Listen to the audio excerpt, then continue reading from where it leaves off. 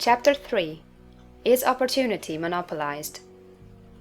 No man is kept poor because opportunity has been taken away from him, because other people have monopolized the wealth, and have put a fence around it.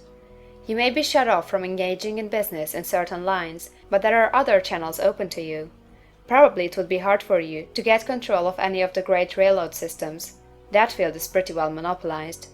But the electric railway business is still in its infancy, and offers plenty of scope for enterprise, and it will be but a few years until traffic and transportation through the air will become a great industry, and in all its branches will give employment to hundreds of thousands and perhaps to millions of people. Why not turn your attention to the development of aerial transportation, instead of competing with J. Hill and others for a chance in the steam railway world?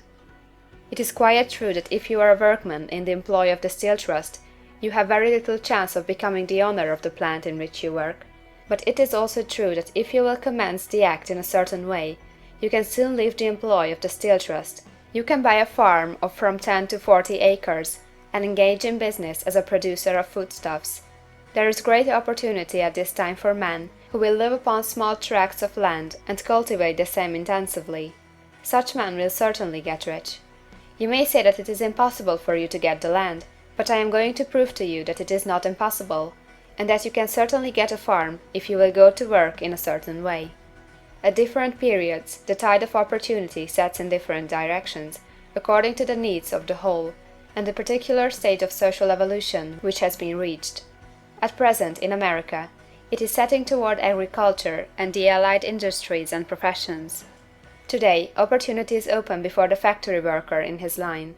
It is open before the businessman who supplies the farmer more than before the one who supplies the factory worker, and before the professional man who waits upon the farmer more than before the one who serves the working class. There is abundance of opportunity for the man who will go with the tide, instead of trying to swim against it. So the factory workers, either as individuals or as a class, are not deprived of opportunity. The workers are not being kept down by their masters. They are not being ground by the trusts and combinations of capital. As a class, they are where they are because they do not do things in a certain way. If the workers of America chose to do so, they could follow the example of their brothers in Belgium and other countries, and establish great department stores and cooperative industries. They could elect men of their own class to office, and pass laws favoring the development of such cooperative industries, and in a few years they could take peaceable possession of the industrial field. The working class may become the master class whenever they will begin to do things in a certain way. The law of wealth is the same for them as it is for all others. This they must learn, and they will remain where they are as long as they continue to do as they do. The individual worker, however, is not held down by the ignorance or the mental slothfulness of his class. He can follow the tide of opportunity to riches, and this book will tell them how. No one is kept in poverty by a shortness in the supply of riches. There is more than enough for all. A palace as large as the Capitol at Washington might be built for every family on earth from the building material in the United States alone, and under intensive cultivation this country would produce wool, cotton, linen, and silk enough to clothe each person in the world finer than Solomon was arrayed in all his glory, together with food enough to feed them all luxuriously. The visible supply is practically inexhaustible, and the invisible supply really is inexhaustible.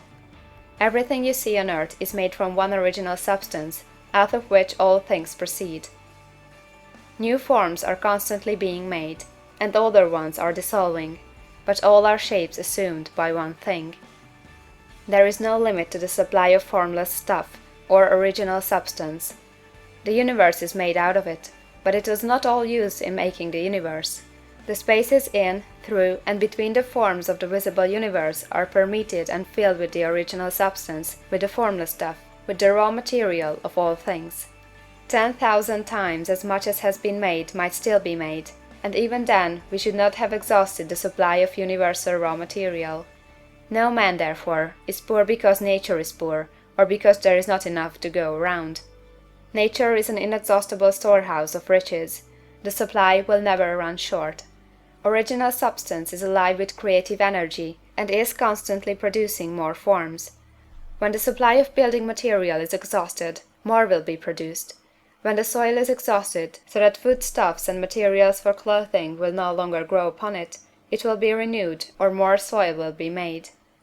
When all the gold and silver has been dug from the earth, if man is still in such a stage of social development that he needs gold and silver, more will be produced from the formless. The formless stuff responds to the needs of man, it will not let him be without any good thing. This is true of man collectively.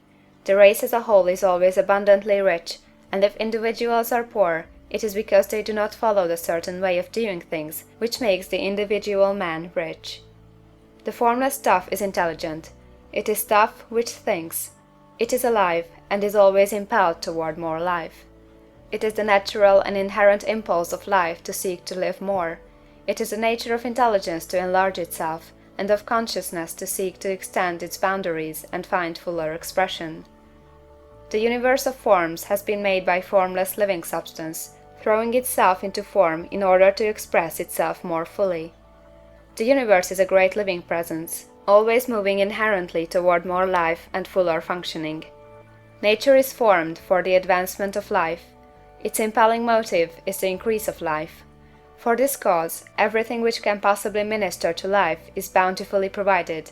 There can be no lack unless God is to contradict himself and nullify his own works. You are not kept poor by lack in the supply of riches.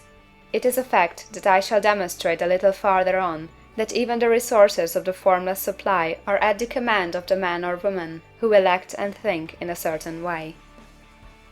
End of chapter 3.